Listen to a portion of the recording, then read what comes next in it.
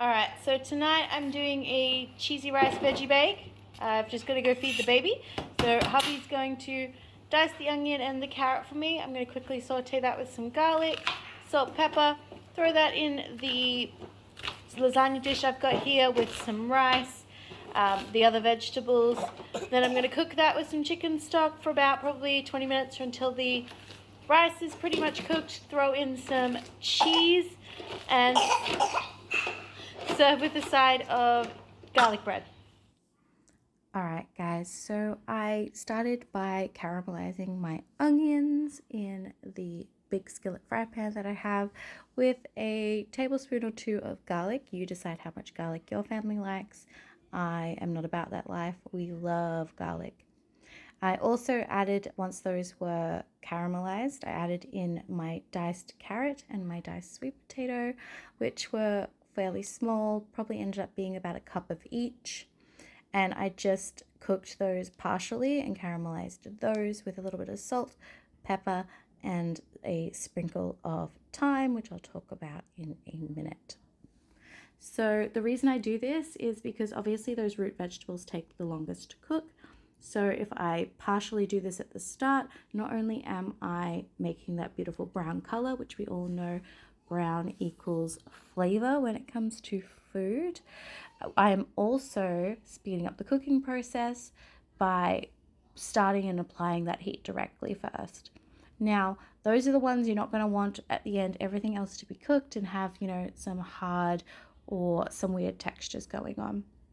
So that's what I do. I also do this for my soups and stuff like that because, again, flavor, and it means I can knock out a veggie or a chicken noodle soup or something in under 20 minutes. So there's a little tip and trick for you. I also diced up a capsicum that I had in the freezer drawer. It was just small and I didn't want it to go bad from last week's shopping, so I used it up in this meal, and that's what this meal's going to be about. This is trialing an idea I had and using up a bunch of stuff out of the fridge and a bunch of veggies and getting them cycling through. They also decided to make this a vegetarian meal because I'm trying to add a couple more of those into our regular routine to, one, reduce the cost of meat, obviously, and also just eat more veggies. And we do eat a ton of veggies here, and that's because we love them. But I'm trying to see if I can make some really, really hearty, delicious food with a little less meat because we love a good piece of meat here. Now I'm using that blue measuring cup there to measure out my veggies for you guys because I usually just sort of throw them in out of the bag or grab a handful and, enough's enough. But that doesn't give you any kind of accurate measurements, so I thought I'd give this a try. I had a bit of time. I thought I could do this for you guys. So I've got about a cup of carrot, a cup of sweet potato, a cup of the capsicum I cut up, and a cup of corn kernels. I added 2 cups of rice, but looking back at it afterwards when I talked to hubby, I think we probably could have gone to about 1.5 would have been fine. So I've made that adjustment to the recipe for later. I also added just over a cup of frozen zucchini just because that last little bit came out in a big chunk. I just threw that in rather than worry about trying to get it back through that little hole. And a cup of peas. Now, I got that bag of zucchini for $1. It's the Prep Ready Go ones in the food aisle, probably, I don't know, a month or two ago. You could just dice up zucchini that you have left over and freeze that straight and use it in these kinds of things. Now I'm crushing up some stock cubes that I have, some chicken stock cubes all over it. You could very easily swap that out for some veggie stock. I used chicken because I wanted it to have a chicken sort of flavor so that nobody sort of missed that meat that was going on. And that's part of the reason that I used a little bit of time when I was cooking those root vegetables, because when you make chicken noodle soup and things like that, you generally use thyme, and thyme and chicken kind of go together. So if you're getting those notes of thyme, and that it's gonna sort of help with that chicken stock flavor and give it more of a, roast chicken kind of feel with, the fact that there's no meat in this. I also added in a sprinkle of it just dry and a sprinkle of parsley flakes but not too much because hubby doesn't like anything too herby and he's picky. So I've added a little bit of salt, a little bit of pepper, and then I messed up here, and you're going to see a recurring theme of my baby brain throughout this video.